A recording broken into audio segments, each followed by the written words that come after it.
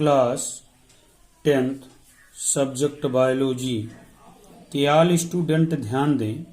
आज आप लोगों को पार्ट नंबर 6 टॉपिक नंबर 1 पढ़ाया जाएगा। टॉपिक नंबर 1 है नर जनन तंत्र, मेल रिप्रोडक्टिव ऑर्गन्स। आपको हम गूगल मीट के द्वारा ये पढ़ाए थे। आज आपको हम फिगर के माध्यम से समझाएंगे। तो देखिए, आज आप लोग जनन कोशिका उत्पादित करने वाले अंग एवं जनन कोशिकाओं के निषेचन के स्थान तक पहुंचाने वाले अंग संयुक्त रूप से क्या कहलाते हैं? नर जनन तंत्र बनाते हैं। नर जनन तंत्र बनाते हैं।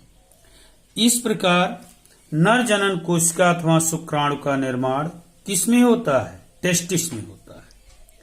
यह उदर गुहा के बाहर टेस्टिस सैक में स्थित होता है।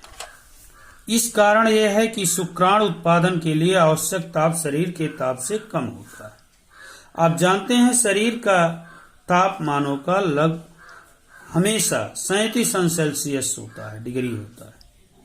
98.4 फ़ारेनहाइट में होता है, जो इस ताप को सहन नहीं कर पाता है। इसलिए टेस्टिस वृषण जो है शरीर के बाहर लटका हुआ होता है।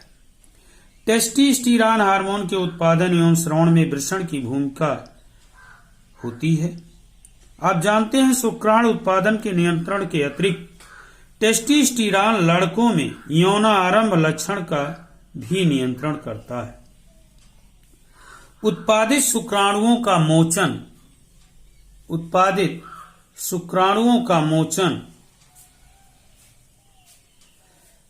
शुक्राणुओं द्वारा होता है। ये शुक्र वाहिकाएं मूत्राशय से आने वाली नली से जुड़कर एक संयुक्त नली बनाती हैं। अब हम फिगर में देख लेते हैं क्या है। फिगर में आप देखिए, सबसे पहले ऊपर शुक्राशय दिया है वॉइस डिफरेंशिया। शुक्राशय अर्थात इसी में स्पर्म होते हैं।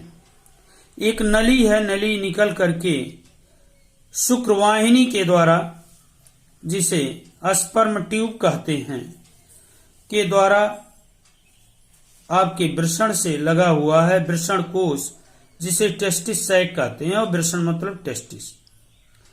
टेस्टिस के ऊपर घिरा हुआ क्षेत्र वृषण कोश है। वृषण कोश में ही टेस्टिस होता है और इसी टेस्टिस से लगा हुआ शुक्रवाहिनी होती है, जो आकर के लास्ट में प्रोस्टेट ग्लैंड बगल में होता है और श्वसन मूत्रमार्ग के द्वारा जैसे यूरिन फॉर्मेशन होता है और यूरिन कलेक्ट करने का एक टैंक होता है छोटा सा, जिसे मूत्राशय कहते हैं। इस प्रकार से ये मानव का नर जनन तंत्र का फिगर है। इसको आप फिगर को बना लेंगे। इसमें मेन हार्मोन से क्या था? टेस्टिस से निकलने वाला टेस्टोस्टेरोन नामक हार्मोन्स है, जो लैंगिक लक्षण को प्रदर्शित करता है। इस हार्मोन्स का एक नाम और है, जिसे एंड्रोजन कहते हैं।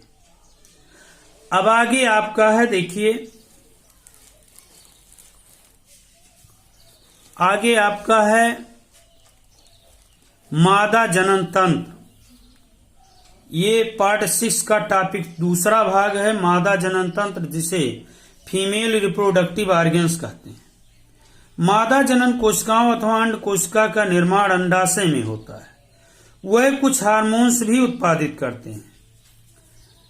जैसे लड़की के जन्म के समय ही अंडाशय में हजारों परिपक्व अंड होते हैं।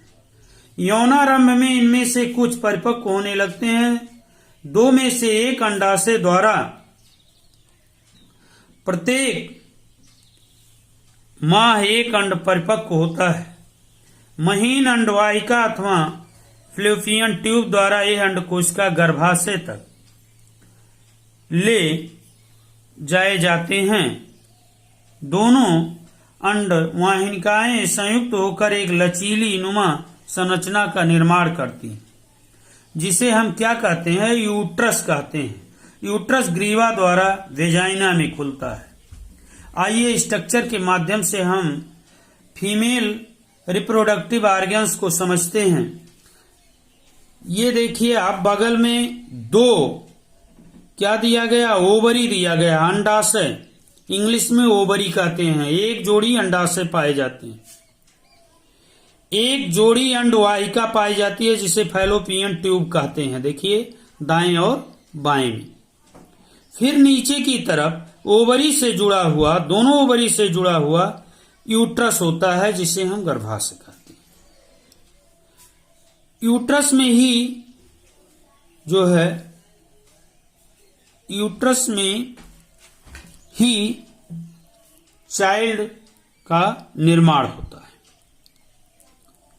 इस प्रकार से यहां से निकले हुए ग्रीवा पाए जाते हैं, ग्रीवा जो एक क्षेत्र बना लेते हैं, और नीचे की तरफ आपका वेजाइना दिखाया गया है। तो ये आपका फीमेल रिप्रोडक्टिव ऑर्गन्स का फिगर था। आपको सबसे पहले male reproductive organs, male reproductive दिखाया गया, दूसरा आपका फीमेल रिप्रोडक्टिव है। इस प्रकार से आप नर जनन तंत्र तथा मादा जनन तंत्र को के बारे में आप समझ गए होंगे। आप इसका फिगर बना लेंगे। Thank you.